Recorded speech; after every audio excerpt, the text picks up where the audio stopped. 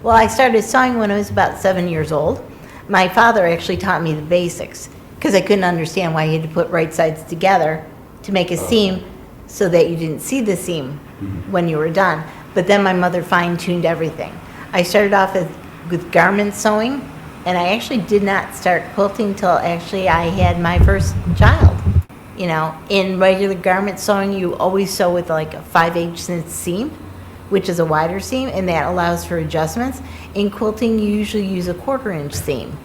I watched my great aunt quilt, who had a quilting frame, and that's, you know, would have the quilting bees, and you could sit underneath the quilt. That was not always a good option, but I've always been the kind who watches what they do, and eventually all that information sinks in.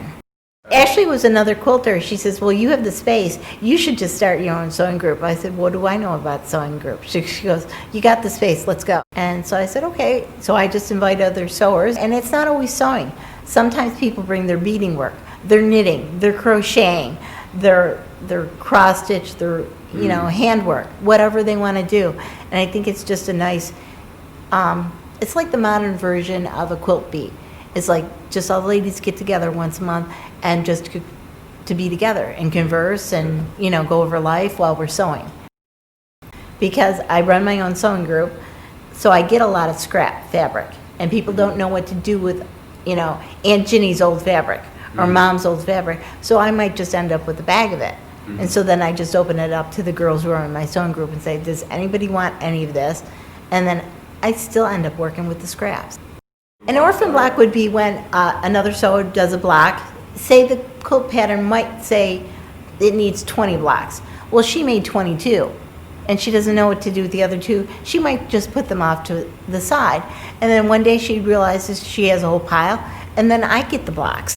It's like a bonus day for me. And then I try to look at the blocks and say, well, I can do this with her extra blocks, or I can do this with the extra blocks.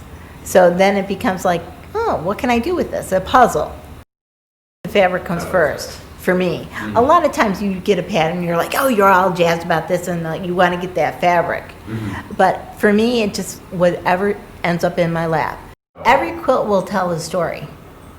A lot of times, just it tells you, if you let it talk to you, it tells you what it wants you to do with it. Because I have my fabric stash has grown over the years, and a lot of times I don't know what to do with all the things that I've actually been given, but one day it'll start to talk to me.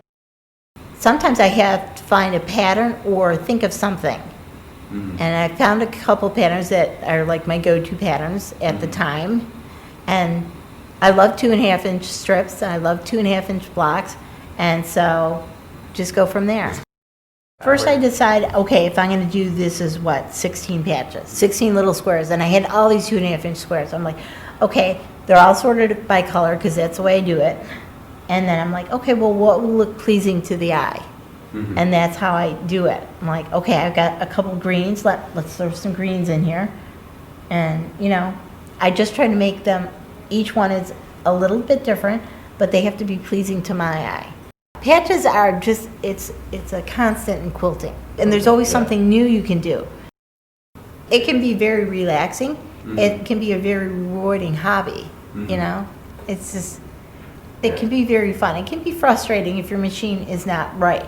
But I think it's just, for me, it's an escape, because when I'm sewing, nobody really bothers me. It's just nice downtime. But yet, it's practical. I'm making something I can use.